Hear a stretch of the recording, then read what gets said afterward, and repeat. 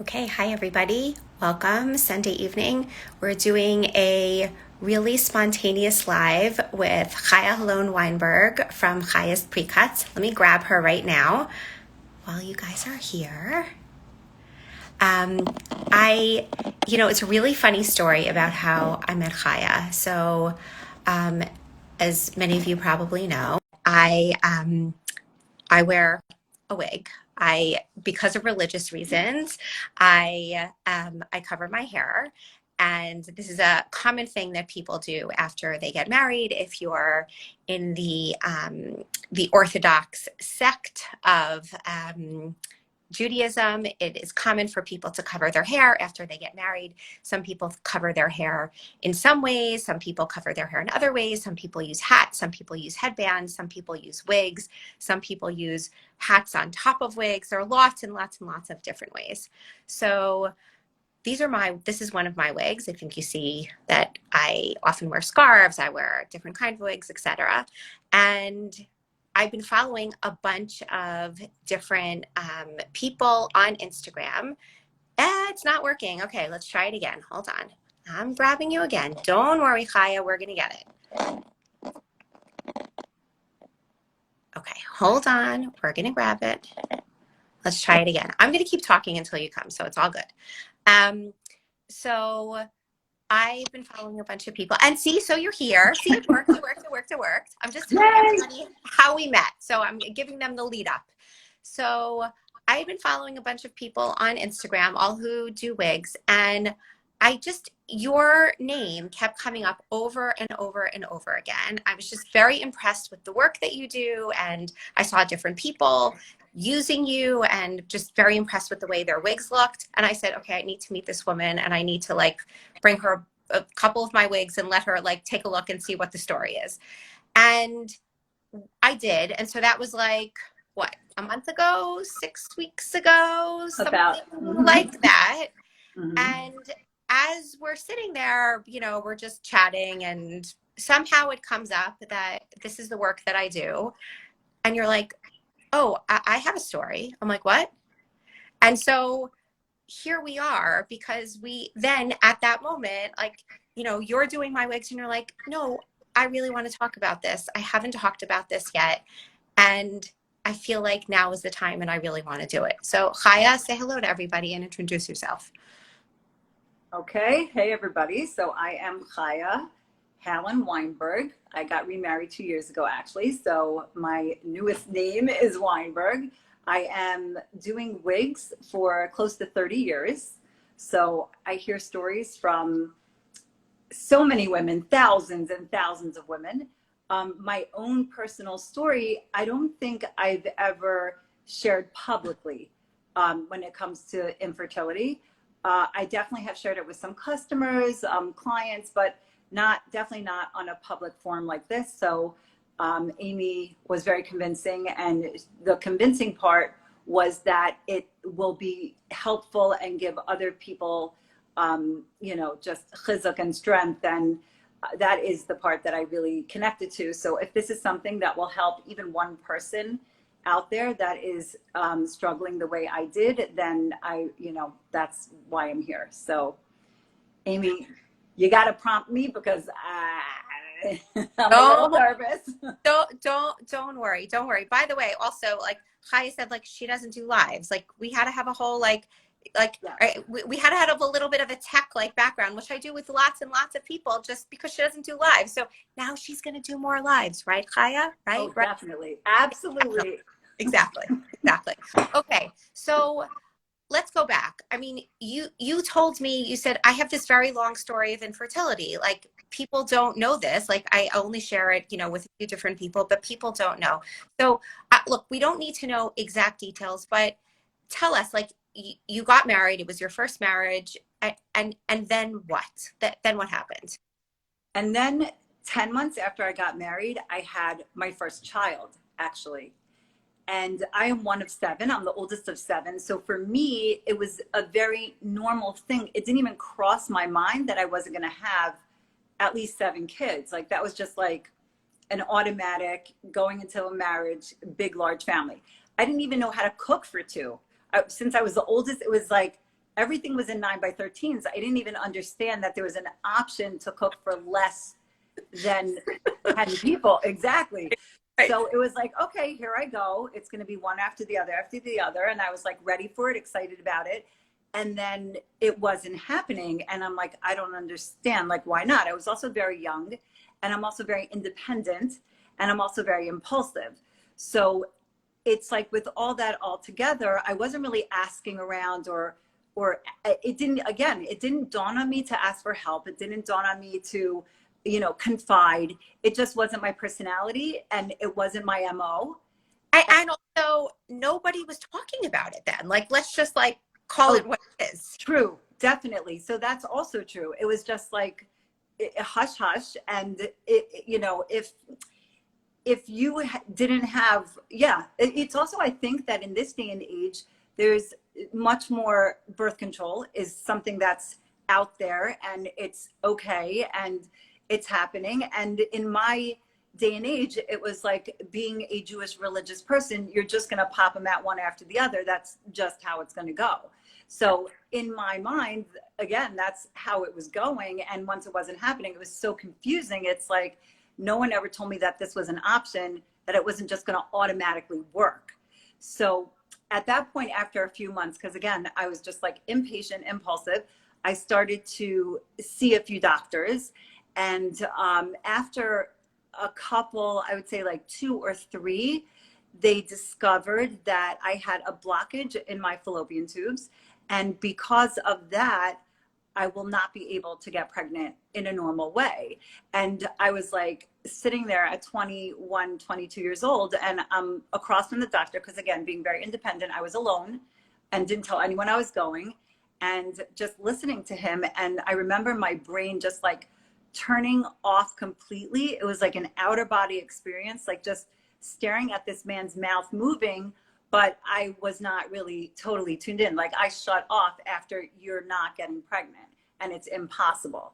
So it was like very obviously traumatic, and it was very sad for me. And like, I didn't even know what to do at that point. I just got in my car. He actually, okay, the options that he gave me was at that point, and I'm not even sure what they're doing right now, but he wanted to try a hysterosalpingogram. Did I say that correctly? Yep, totally. Okay, it's been a while since I said that word. He's like, let's just try it. I don't think it's going to work. It's like a 2% chance, but like, why not try it? So right. And let me just explain. Sure. Doesn't know. So the hysterosalpingogram, which is an HSG, that's basically where a procedure where under ultrasound guidance, they shoot dye up into your uterus to then sort of force it out the fallopian tubes to see if the fallopian tubes are open or they're patent. And my guess is that his assumption was, maybe if that dye has enough force, then maybe it could open up the blockage. But he's saying basically there was like like a very small percentage of a chance that it would happen. Exactly. And since it wasn't super invasive, I just said, okay, you know what? I'll dive in, I'll pray. And if that's what God wants from me, and I can't not try it if there's any percent chance. So I actually made the appointment. I went for the appointment. What was really interesting that I really, really want to mention on this form is that it's funny, because I went through years of this. So this was just the beginning of my journey. And what really stands out the most in my mind from everything, and I'm talking about the shots, all you guys know what I'm talking about, and running to Manhattan for the blood test early in the morning, 5 o'clock in the morning, waking up and then going for the blood test, driving back, going to work. And then also it wasn't covered basically at all by my insurance. So I was just like working my butt off and just handing the money to the doctors. And none of these organizations, they were just popping up then. Right. So just really popping up. And there was one woman who she actually was going through something very similar. I don't know how exactly we connected, but when I told her that I was going for the hystero, she looked at me and she just said, you know what, Chaya, I'm driving you, I'm taking you, I'm waiting for you, and I'm taking you home. And it was something that was so foreign and moving for me, because since I didn't really confide in too many people, and I'm just not good at asking for help, it was like, I first, of course, declined, because that's just my nature. Like, of course not. I could do this myself. I'm fine. She's like, no, I went through this and it's a little painful and it's uncomfortable and I want to do this for you. And that was like one of the first times in my life that I actually let someone take care of me in that kind of way. And she was so amazing, and she made such an impact on me that this, out of all the years of what I went through, is what pops up like the red light in my brain, that she, and so quietly, just picked me up. She didn't say a word, and she said to me, I'm not going to say a word, because this is something that, you know, we're just gonna be in together, and there has to be no discussion whatsoever about it. There's no pressure. I just want to be here to drive you, to be with you, and to take you home. And that's exactly. I have chills. Like, I have chills. You've told me this story already, and I had chills then, and now I'm having chills again. It was a crazy thing. As I'm telling you, I'm like, tears seriously are welling up, because it was so powerful. It's like, any of you guys that are listening to this that are maybe not going through this, but have friends that are going through this, that's really all we need, is for you to show up. There is no solution, and there's no definite, you know, again, right, there's no definite solution to these problems. It could be an ongoing, it could be tomorrow, it could be in 10 years, and it could be never. So it's something that we need people to not try to solve it or tell us it's going to happen and we're going to be okay. We just need you to be there. Just be there with us. Hold our hand, look us in the eyes, bring us a cupcake, even a text message that, you know, just like, I'm thinking of you. Not even that I understand what you're going through, because I hated when people did that, when it's like, oh, I understand, even though, you know, they have 5 kids, and it's like, obviously you cannot understand. So that was annoying. I got to put that out there, that thing, you know, but people mean well. They mean well. Yep. You know, I had to learn that, but I was young. It was annoying. No, look, I want to go back to that, and I want to like stay with it for a second. What you're saying, what you're describing right now is like, we could go through all of the different procedures, and we can go through all the different that you went through. And that, I don't think, is as important as what you're saying right now. What you're saying is, despite everything that you've been through, the thing that sticks out in your mind is the person who sat with you, who got it, who brought you, who didn't say a word, who didn't expect anything from you, and just wanted to be by your side at a time you needed something. And that's exactly what we try to convey here. And like, we try to convey it in 1,000 different ways, with posts, with reels, with this, with that, talking to different people, blah, blah, blah. But the most powerful thing about this is the fact that you now, 20 some odd years later, that's the thing that you remember. Yeah, that is the thing that I remember. Yeah, that is, well, along with a few other memories, but that definitely sticks out the most. And you know what? She was not a good friend. And I don't even know if I even spoke to her after that. It was like Elio Hanabi. She just did her thing, and then that was it. And it was like, I don't even know. It was just so powerful, so powerful. And it was, I don't know, 45 minutes of her time maybe. And yeah, and that's what really stands out the most, along with the accident that I nearly plowed over 30 people in an intersection in Manhattan. Oh, okay. So let's get to that now. Right. Go there. Yeah. So that's what.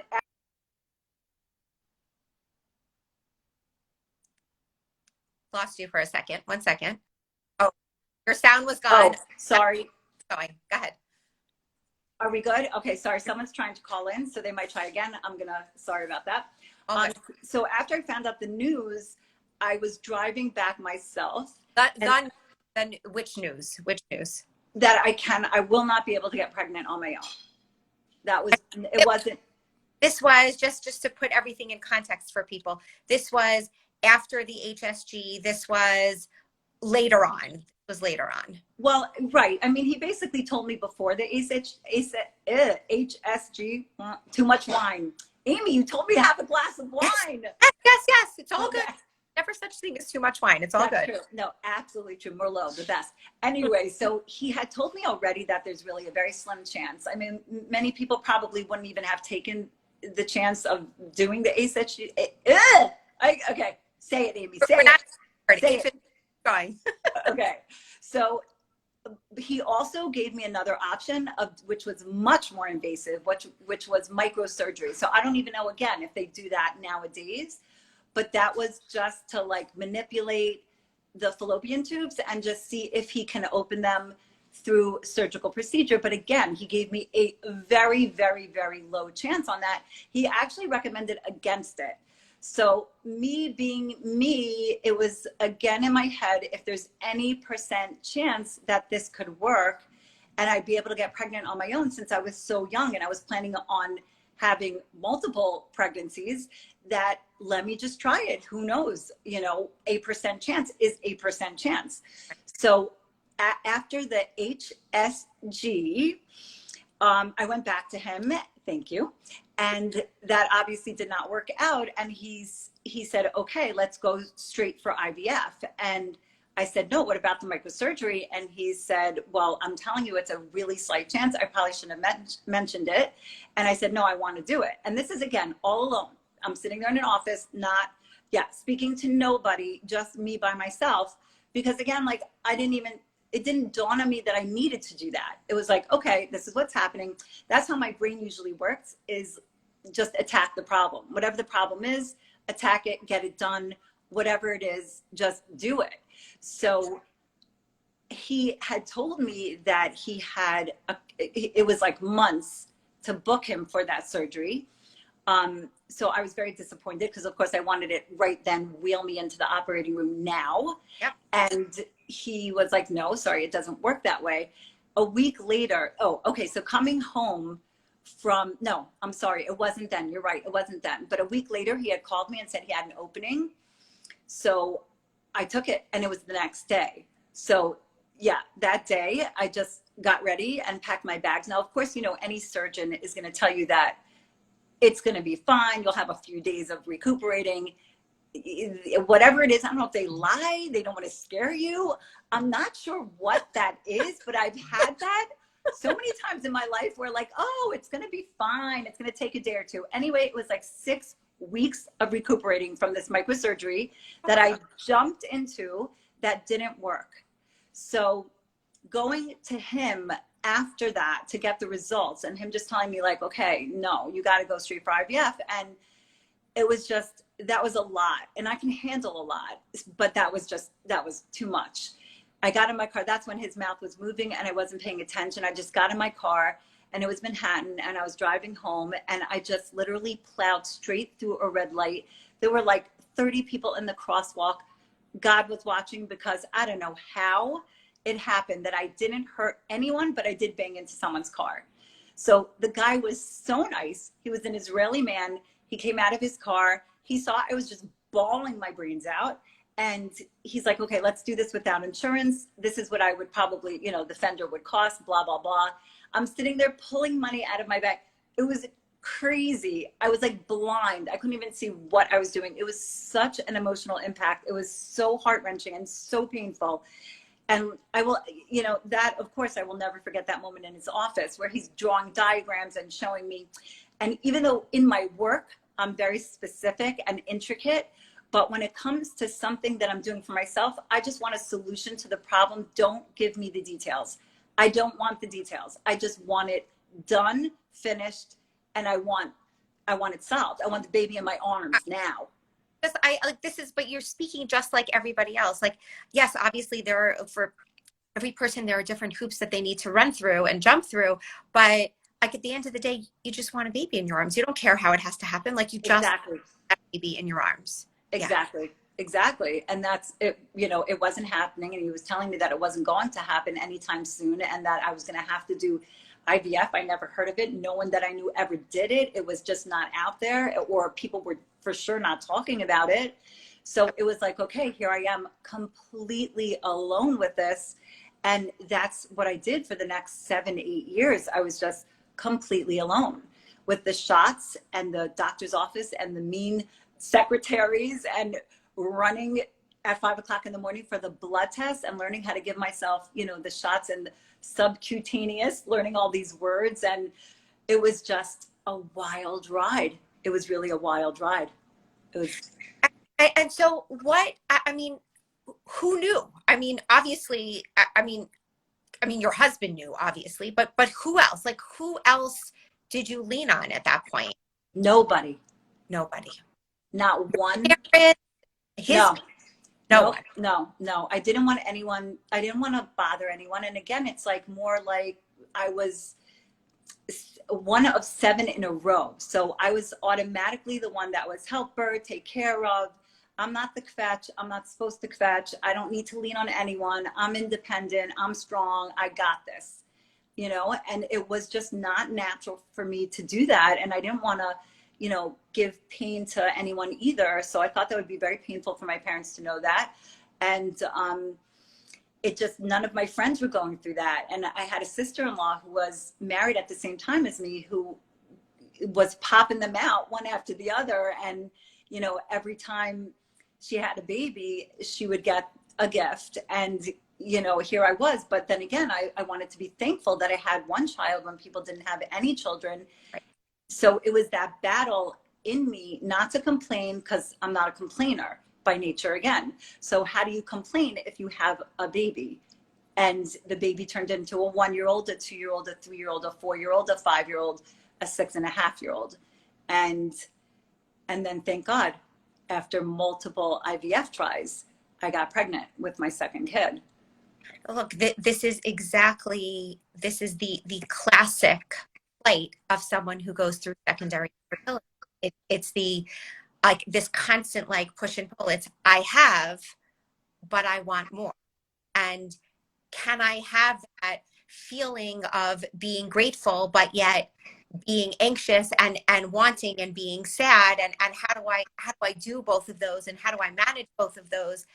And what is everybody saying? And what are they saying to me? And how am I relating to it? All of those pieces. Exactly.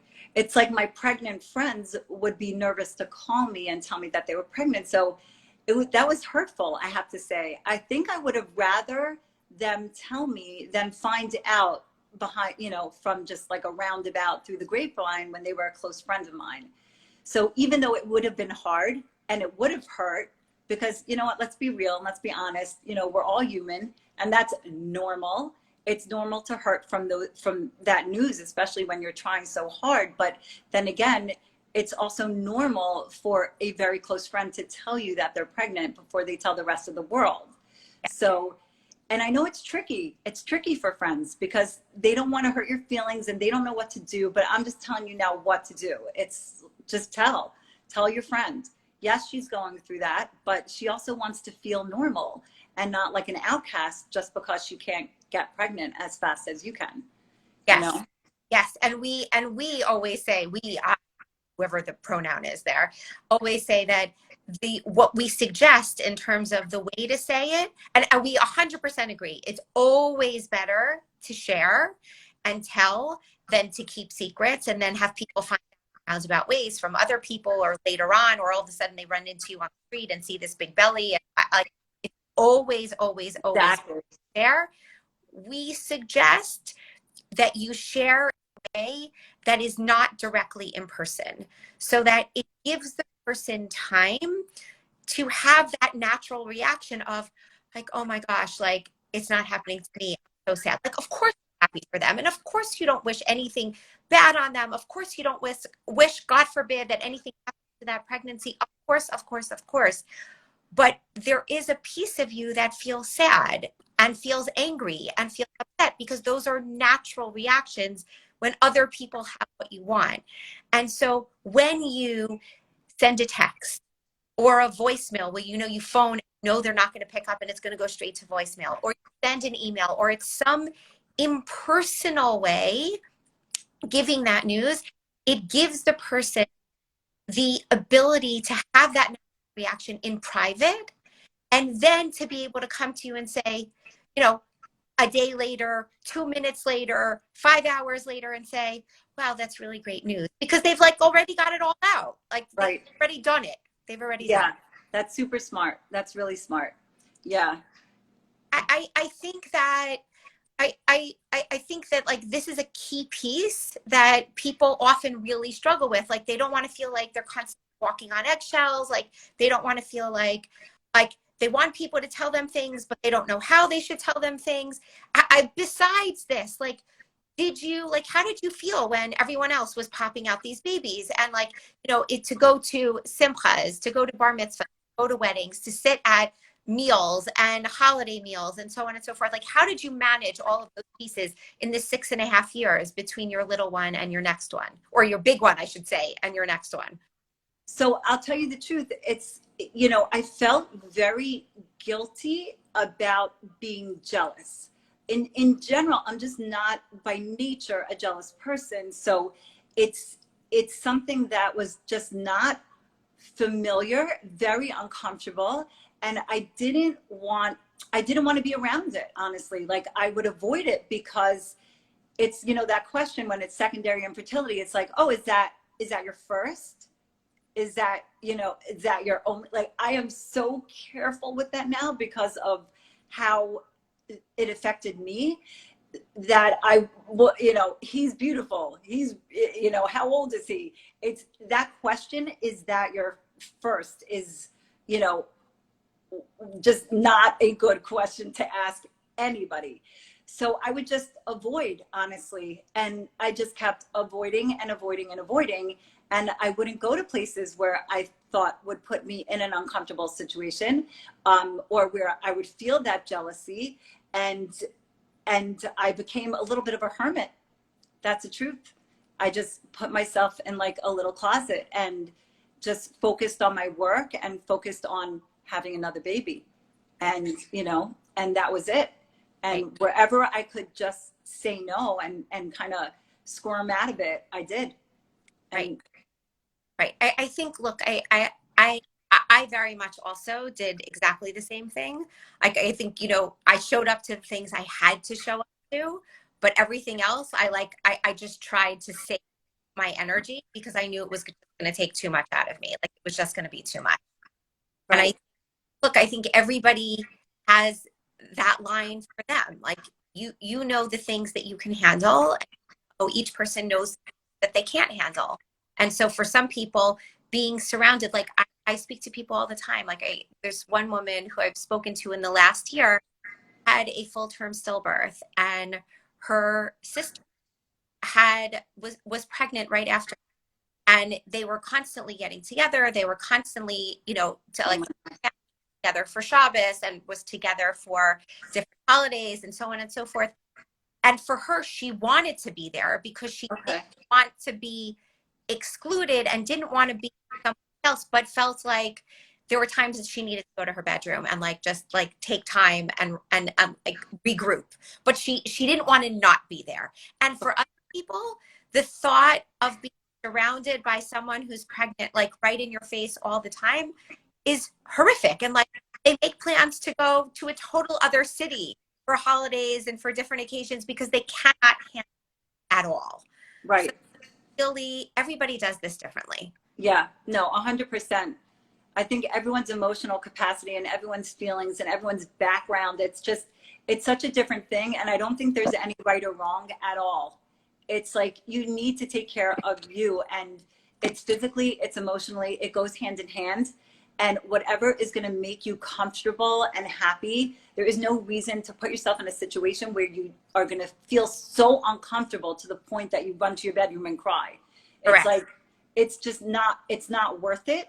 And, you're trying to make everybody else happy except for yourself. So it definitely, I feel, ranges depending on the person. Like you said, someone wants to be around and be able to go to her room, and another person can go to, let's say for the holiday, we'll go to, Cancun and just have a good time with her husband. Exactly.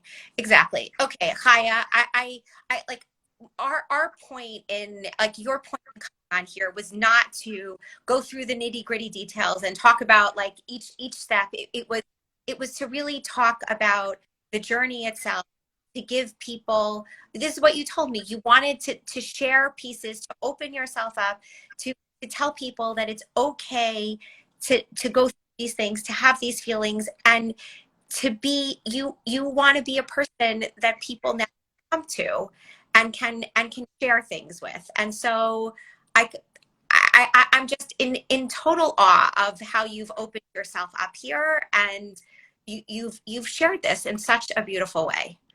Thank you. Thank you. If there's really anything at all that I can do, I think your organization is amazing. I wish it was around when I was going through this, because I think it would have been so much easier for me to have a forum and a group and, you know, just support. The support is unbelievable. And, you know, the people that are out there that are more on that independent side and think, you know, they're very strong and they can go this alone. I don't think there's such a thing, honestly. I don't think there's an option of going this alone. I really don't.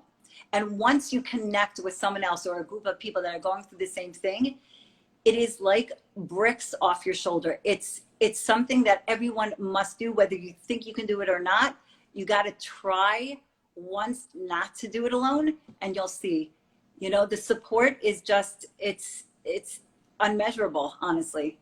So I think you're amazing, Amy. Really, such a special thing that you're doing. Incredible. And this forum is just, there are no words. I'm so happy that it's out there. Look, when you started talking to me, I said immediately, you have to come on Alive. You have to talk to people about this, because the more people talk about it, the more people feel like it's not such a lonely thing anymore.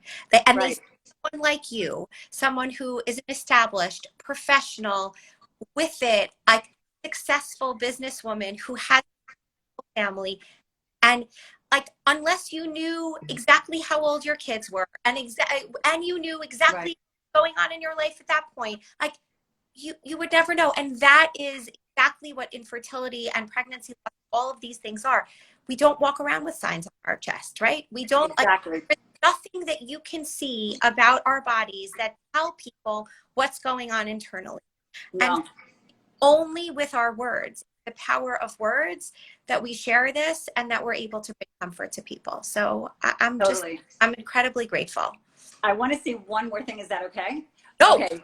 I want to be mindful of your time. Yes, thank you. I know I'm making a wedding in 2 days. It's like, it's crazy. Maya is making a wedding, and she said, no, Amy, I want to do this tonight. We need to do this, but I only have a limited amount of time, but I need to do this. So I'm trying to be mindful of your time. I know, thank you. I'm going to say one more crazy story that was like, also, I will never, and I have no memory. This is seriously, since I was a child, I was born this way. But, you know, a few things in my life really stand out, like my father's 25th birthday party. But besides that, so I remember I used to go every single year to this hair show in the Javits Center. And I had already had, I think, either 2 or 3 failed IVF cycles. And it was a 4th one. And I was going to the show. I had tickets, and I went and I was walking around, and it was about the time that I would know if I was pregnant or not. And I was thinking to myself, okay, this is obviously not going to work. It wasn't working every other time. It's not going to work now. And I was making myself insane. And I kept running to the bathroom, checking if I got my period, And like, to the point, I told you this, to the point that I think I know this is gross, but I think I was like using the toilet paper a drop too hard, that I actually started to bleed. Like, I made it happen so that I could almost like be like, okay, fine, I'm not pregnant, that's it. So I was like, okay, I'm bleeding, I'm not pregnant. And I just went through the day, you know, again, with my teary eyes, walking up and down the aisle. That's just like, you know, that was my MO at the time for a few years. And I came home and I have this message on my machine from the doctor's office: you have to come in for a pregnancy test. And I called them back and I'm like, I'm not coming in for a pregnancy test because I'm not pregnant, I'm bleeding. And they said, it doesn't matter, you spent all this money, get your tuchus in here and take the damn test. And I'm fighting with them. I'm like, no, I'm not pregnant. So they said, okay, at least go to your local CVS, buy yourself a pregnancy test and take the test. At least, I mean, for God's sakes, you put in blood, sweat, and tears, all those shots, all those tests, all those running around to Manhattan every single morning. Take a damn pregnancy test. So I went to CVS and I took a test and it came out positive. And I'm like, it can't be because I'm bleeding, which I sort of probably made myself bleed, but I'm like, okay, I still don't believe it. I called the doctor's office and they're like, you need to come in for a normal pregnancy test. So I just was convincing myself it's not happening. It's not, it's not going to happen because it just didn't happen. And PS, I went in and I was pregnant with twins and I had my twins. It was just like bizarre. It was bizarre. And yeah, just crazy stuff. So it's like, just, I hate to say never give up because it's such a hard thing to go through, but I'm a determined person again by nature. So it's not so easy for people that are more chilled, you know what I mean? That are just like, okay, whatever. But I was ready to adopt like, a herd. I was adopting a herd at that point. I was going to say, and that makes sense with your personality because you wanted kids. Like you just exactly. I want them and I want them now. So when they told me that I was having adoption is easy. Let's just dial 5 seconds. It's not easy and it takes a long time and blah, blah, blah. But like in our head, when you think that's an easy option, you're like, I just need to adopt. Right. Exactly. Just fill up the house. Darn it. Get them in the bedrooms, Yeah. And when they told me I was having twins, I looked at them and you know what? The first thing that popped into my head, we put in 4. In those days, we put in 4 embryos. Oh, so yeah. We had 4. Yep. They put in 4. And I looked at the nurse and it registered for 1 second. And I'm like, are you sure it's not triplets or quads? Like, are you sure? Check again. And she's like, are you serious? I'm like, yes, I am serious. I wanted the triplets or the quads, but nowadays they don't do that anymore. But it was just so bizarro that I actually, I was just convincing myself that I wasn't pregnant. But anyway, that's just like a side story. And this was amazing, Amy. Thank you for the opportunity. Yeah, and I want to just leave off with this because you mentioned it towards the end. This concept of like you don't like to say don't give up because it's like the concept of don't give up means that if you try hard enough, you will. And we all know that this is totally out of our hands. You can try and try and try and try the best doctors and the most money and these medications and all these kinds of things and doing everything that you're supposed to. And you can still end up not pregnant or losing a pregnancy with no baby in your arms. So it's not about you need to study harder for the test to get the A. No matter how hard you study, it still might not matter. So we in this organization, we do not use the words, we do not talk about the concept of don't give up or just keep going or just keep trying or just keep anything, because we all know that we can't predict the future. What we know is that everyone needs to decide for themselves what their path is, how much they want to push, and when they need to step back and when they need to take a break or when they need to stop. And we support everyone and anyone, regardless of where they are in the process, whether it's the beginning, whether it's the middle, or whether they've said. And so it is, we support all of you and don't believe in this concept of. Right, 100%. That's kind of what I meant. Everyone's, definitely. You're amazing, Amy. Thank you so much. Chaya, you are amazing too. Thank you so much. Mazel tov, mazel tov, mazel Thank you. tov. Oh, goodbye. Thank you. Okay, bye everybody. Okay, good night, everybody. Good night.